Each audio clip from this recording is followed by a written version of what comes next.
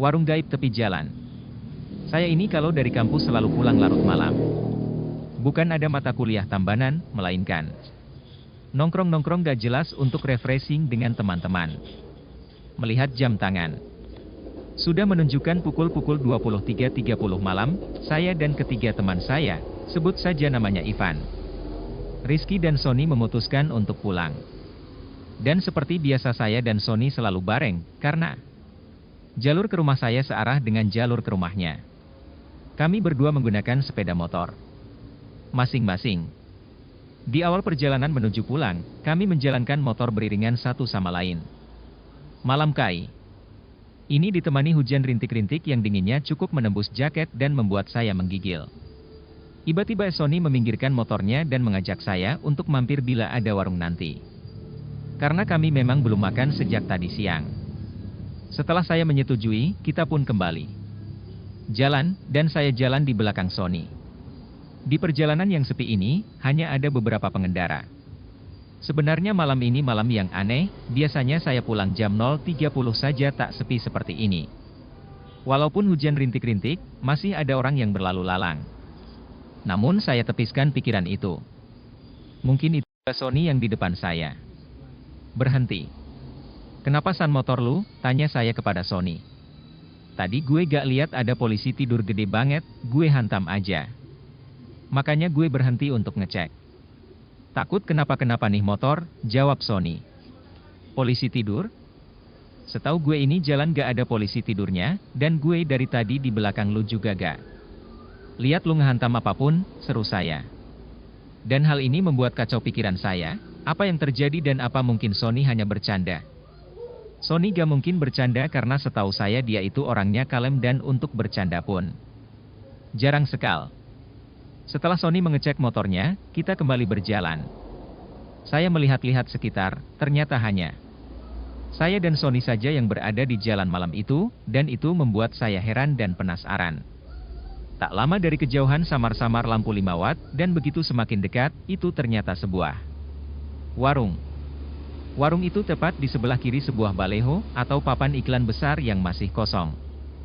Belum ada iklan yang terpampang. Akhirnya Sony dan saya berhenti dan mampir ke warung tersebut. Pas saya turun dari motor, tiba-tiba saya tersandung papan kilometer yang tingginya selutut, dan cukup membuat kaki saya sakit. Ya sudahlah, faktor dingin dan sedikit kecapean membuat saya gak melihat adanya papan kilometer itu.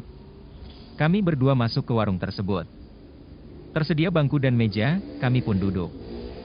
Setelah kami duduk, keluarlah seorang ibu-ibu dan seorang bapak, sepertinya mereka suami istri, dan menyapa dengan ramah sambil tersenyum. Pesan apa mas? Tanya ibu warung itu sambil tersenyum. Pesan kopinya 2 bu. Kalau ada makanan ringan, seperti roti juga pesan 2 ya bu, jawab Sony.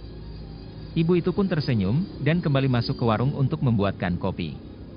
Sambil menunggu, saya pun iseng-iseng bertanya kepada suami si ibu warung. Narungnya buka 24 jam pak, tanya saya. Lia mas. Saya berjaga bergantian dengan istri saya, jawab bapak itu. Malam ini dingin sekali pak dan jalan begitu sepi sekali, ujar saya. Dan bapak itu hanya tersenyum kepadaku.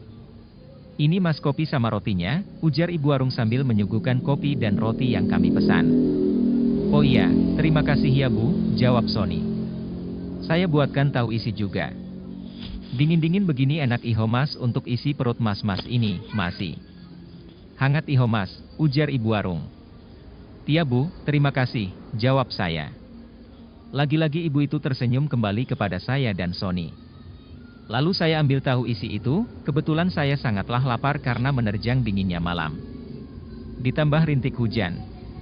Setelah saya makan, ternyata enak juga tahu isi ini, begitupun juga sambalnya, sampai-sampai saya dan Sony habiskan tanpa tersisa. Seperti biasa, sehabis makan, saya bakar sebatang rokok sambil menyeruput kopi hitam hangat. Beberapa saat kemudian, semua tadi berapa bu? Kopi 2 roti 2, dan tahu isi kita berdua habiskan, hehehe, ujar Sony sambil tertawa. Semuanya 20.000 mas, jawab ibu warung sambil tersenyum. Setelah kami membayarnya, kami pun segera melanjutkan perjalanan pulang. Saat saya menuju motor, lagi-lagi saya tersandung papan kilometer. Oke, kali ini saya benar-benar meleng. Penasaran dengan papan kilometer yang membuat kaki saya tersandung, saya pun melihatnya, di sana tertulis KM12. Setelah rasa penasaran saya hilang, akhirnya kami pun memulai perjalanan pulang. Jalanan masih tampak sepi, hujan rintik-rintik sepertinya tak mau berhenti juga. Di pertigaan jalan, Sony pun belok kiri, karena kali ini saya sudah gak sejalur lagi dengan dia, dan rumah saya masih agak jauh sedikit. Anehnya, di jalan yang menuju ke rumah saya tidak sepi seperti tadi, ada beberapa kendaraan yang lalu lalang. Sialan, malam ini sangat aneh, mungkin karena gue kelelahan, gumam saya. SIS sampainya di rumah, saya sholat Isya dan membersihkan diri. Mata pun belum mau menutup, alias belum ngantuk. Saya pun mendengarkan lagu. Tiba-tiba HP saya berdering ada panggilan. Masuk, ternyata itu Sony. Tadi lu ngerasa aneh gak selama perjalanan pulang, Dit? Tanya Sony melalui telepon.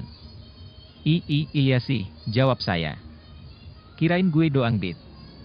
Motor gue pas dicek di rumah, ternyata gak ada yang rusak, padahal tadi gue hantam polisi tidur gede banget cuy, ujar Sony.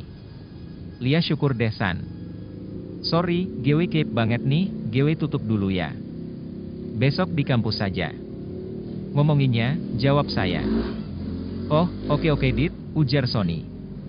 Karena perjalanan tadi membuat saya stres gak seperti biasanya, akhirnya saya memutuskan untuk tidur dan menutup telepon dari Sony. Akhirnya saya pun tertidur. Seperti biasa alam HP saya pukul 5 pagi berdering untuk membangunkan sholat subuh.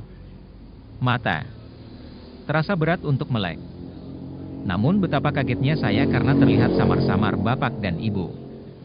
Warung itu sekarang tengah berdiri di sudut kamar saya dengan muka pucat dan tanpa berekspresi. Sepertinya saya antara sadar dan tidak, atau hanya berhalusinasi saja. Sialan, apaan lagi ini? Saya pun tertidur kembali dan melewatkan sholat subuh. Pagi pun menjelang. Jam menunjukkan pukul 7 pagi. Saya pun bergegas untuk berangkat ke kampus. Saya berencana berangkat melewati jalan semalam dan melihat apa benar ada warung di situ. Teringat ada papan iklan besar dan papan kilometer 12 di sana. Akhirnya saya sampai di jalan yang kemarin saya lewati, ternyata jalan ini tidak sesepi malam hari. Dari kejauhan terlihat papan iklan besar.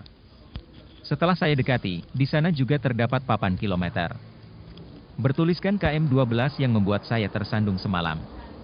Ya, tidak salah lagi, ini tempat saya. Dan Sony semalam mampir ke sebuah warung. Dan betapa kagetnya saya, karena tepat di sebelah kiri papan iklan besar yang masih kosong itu, ternyata hanya sebuah kebun kosong yang ditumbuhi rumput ilalang dan semak belukar, tidak ada satupun warung di situ.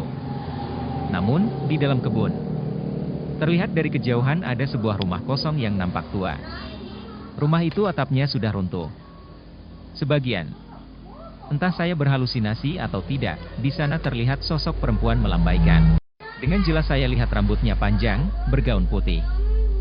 Wah, itu membuat saya gemetar dan saya cepat-cepat starter motor untuk segera pergi dari tempat itu. Karena saya belum sarapan dan gemetaran akibat hal sialan tadi, akhirnya saya berhenti di tempat jualan nasi uduk. Bu, nasi uduknya satu ya, ujar saya. Ya mas, jawab ibu itu.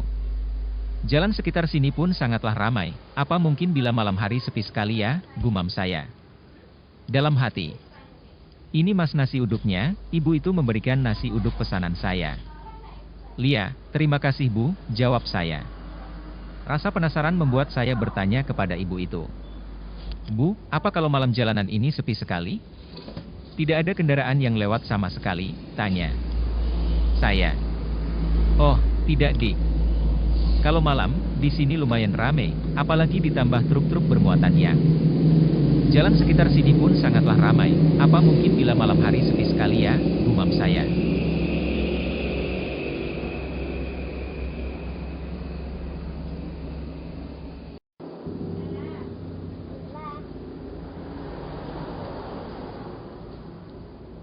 Jalan sekitar sini pun sangatlah ramai. Apa mungkin bila malam hari sepi sekali ya, gumam saya. Dalam hati. Ini mas nasi uduknya, ibu itu memberikan nasi uduk pesanan saya. Lia, terima kasih bu, jawab saya. Rasa penasaran membuat saya bertanya kepada ibu itu. Bu, apa kalau malam jalanan ini sepi sekali? Tidak ada kendaraan yang lewat sama sekali, tanya saya. Oh, tidak dik. Kalau malam, di sini lumayan rame, apalagi ditambah truk-truk bermuatan yang diperbolehkan jalan di atas jam 10 malam, jawab ibu itu. Oh begitu ya bu, ujar saya. Kenapa mas? Kok mas pucat begitu? Sedang sakit ya, tanya ibu itu. Dan akhirnya saya pun menceritakan kejadian yang semalam saya dan Sony alami. Dan ibu itu kemudian menjelaskan. Dulu di kilometer 12 itu ada sebuah truk yang menabrak warung, dan warung itu hancur tak berbentuk, menewaskan pemilik warung tersebut, yaitu pasangan suami istri. Rumah di dalam kebun itu adalah rumah pemilik warung yang tewas itu. Saya sering melewati jalan sini, tapi baru kali saya merasakan hal seperti semalam, ujar saya. Ya, kemana-mana banyakin doa ya mas, timpal ibu itu. Setelah mendengar penjelasan ibu warung itu, saya pun rasanya ingin pingsan. Berarti, penampakan di kamar saya tadi pagi itu bukan halusinasi saja, melainkan penampakan hantu pemilik warung itu. Akhirnya saya tidak memberitahukan hal ini ke Sony. Saya takut dia jadi trauma akan hal ini.